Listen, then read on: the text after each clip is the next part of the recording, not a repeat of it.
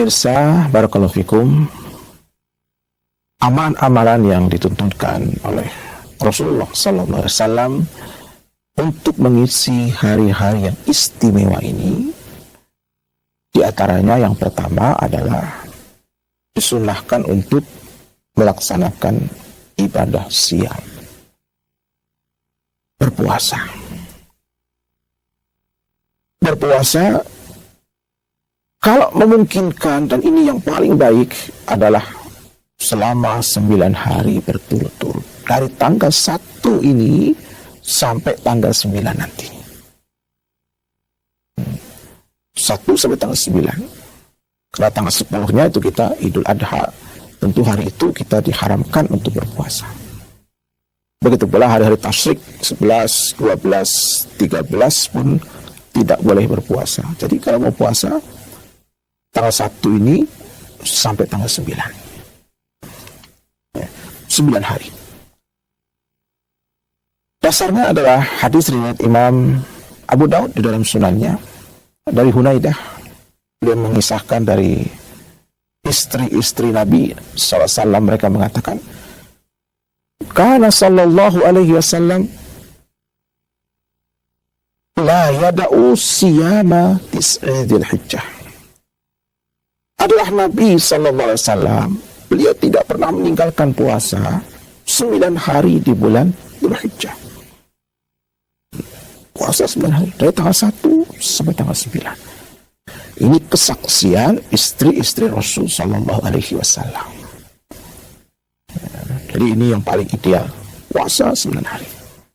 Ya, karena semakin banyak kita beramal di 10 hari yang pertama ini, tentu akan semakin banyak pahala yang akan kita dapatkan. Ini hari-hari yang ahabu ilallah, paling disukai Allah untuk beramal. Dan tentu ya maksimalnya ya 9 hari itu, tidak mungkin puasanya 20 hari, karena harinya cuma 10. Yang ke-10 pun adalah hari Idul Adha. Maka kalau kita ingin maksimal puasa, ya puasanya ya 9 hari itu.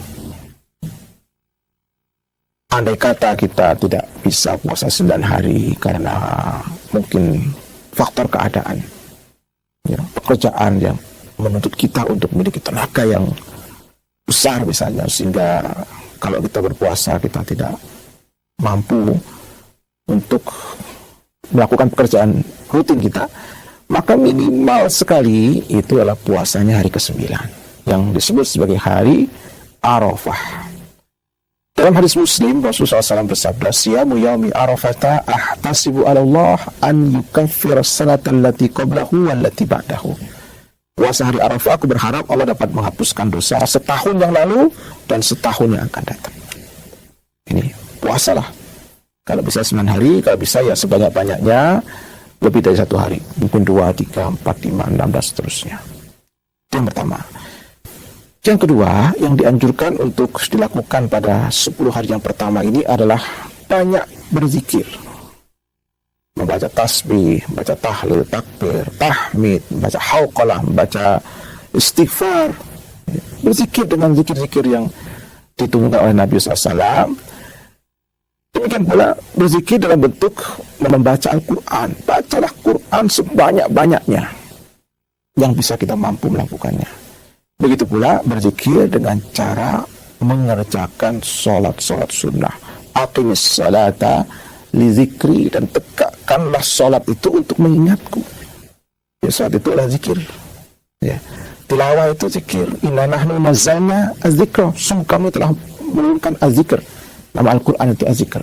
Karena Al-Quran itu ya, membacanya adalah bagian daripada zikir kepada Allah Subhanahu wa ta'ala. Maka hiasi waktu-waktu kita, khususnya di 10 hari yang pertama, dengan membasahi lisan sebasah-basahnya dengan memperbanyak berzikir kepada Allah. Andai kata Anda hanya memperbanyak membaca Subhanallah, satu kebaikan. Andai kata Anda memperbanyak membaca istighfar, astagfirullah, astagfirullah, astagfirullah, dan seterusnya, kita sudah masuk dalam golongan zikir dengan zikir yang banyak. Ya ayyuhalladzina amanu zikrullaha dzikran katsira. Wahai orang-orang yang beriman, berzikirlah dengan zikir yang banyak. Terus menerus kita membasahi lisan itu dengan berzikir kepada Allah. Yang ketiga adalah memperbanyak infak dan sedekah. Ya. Banyak-banyaklah berinfak. Setiap hari kita berinfak. Baik infak dengan uang atau infak dengan barang. Mungkin ada makanan yang bisa kita berbagi dengan orang lain, berbagilah. Mungkin ada pakaian, layak pakai yang kita bisa berbagi dengan orang yang lebih membutuhkan, bagilah. Ya. Bersedekahlah dengan apapun yang bisa kita sedekahkan, karena ini akan menjadi bagian amal soleh kita yang bisa memberatkan timbangan kebaikan kita. Ada anak yatim santuni, orang-orang fakir dan miskin, berikan mereka bantuan, infak dan sedekah, wakaf, memberikan bantuan pada proyek pembangunan masjid, gedung-gedung pendidikan, pondok-pondok pesantren dan lain sebagainya. Infaklah. Berapa? Ini hari-hari istimewa yang amalnya akan digandakan oleh Allah Subhanahu wa Ta'ala, melebihi infak dan sedekah di hari-hari yang lain. Yang berikutnya adalah kita nanti pada hari yang ke-10 tentu kita akan merayakan Idul Adha dengan melaksanakan sholat Idul Adha. Sholat di lapangan. Ya. Yang sebelumnya kita tentu akan bertakbir. Takbir Idul Adha itu dari tanggal 9 hari Arafah ba'da subuh sampai hari tasyrik yang ketiga sebelum matahari tenggelam. Dan puncak amalan di 10 hari yang pertama di bulan Dzulhijjah itu pada tanggal 10-nya setelah kita melaksanakan sholat Idul Adha, kita menyembelih korban. Ya. Fasalli li rabbik, salatlah untuk mengharapkan ridho dan pahala dari Rabbmu, wanhar, dan sembelihlah kurban. Tidak ada amalan yang lebih utama pada hari itu melebihi keutamaan menumpahkan darah hewan kurban itu dengan cara menyembelihnya. Jadi pemirsa rahimakumullah, andai kata sampai hari ini Anda belum berniat untuk korban, niatlah sekarang untuk berkorban. Belilah kambing atau bersama orang lain untuk membeli seekor sapi. Ya. Keluarkan sebagian uang kita sebagai bentuk syukur kita kepada Allah. Inna a'tainakal kautsar.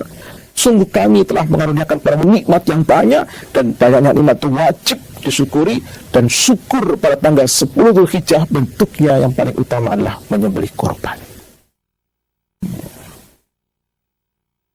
Tidak ada yang lebih utama dari itu.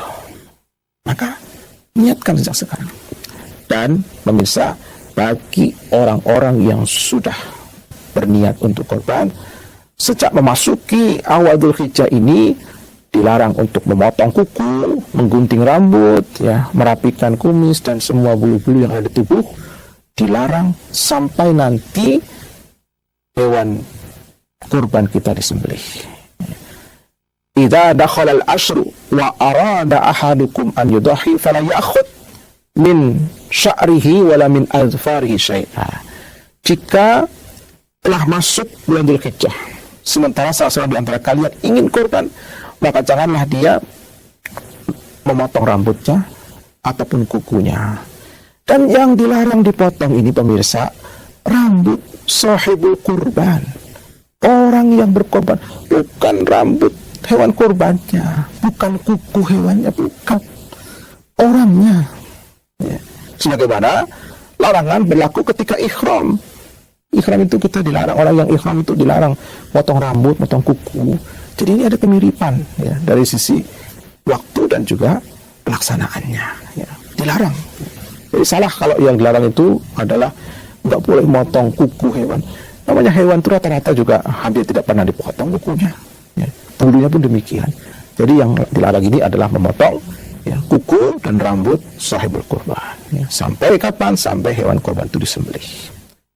Inilah pemirsa beberapa amalan yang hendaknya kita lakukan untuk mengisi hari-hari yang istimewa, sehingga betul-betul bisa membuat kita hamba-hamba yang istimewa di hadapan Allah dengan amalan-amalan yang kita lakukan pada hari yang istimewa ini, ya. Mulai dari puasa, berzikir, kemudian melaksanakan sholat Idul Adha dan menyembelih hewan kurban, ya, infak dan sedekah serta amal-amal lain.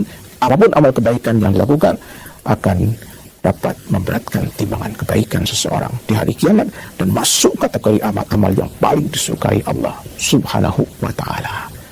Wallahu a'lam bishawab. Demikian pemirsa apa yang dapat kami sampaikan pada pertemuan kali ini. Semoga bermanfaat. Aku qouli hadza wallahu waliyut taufik. Wassalamualaikum warahmatullahi wabarakatuh.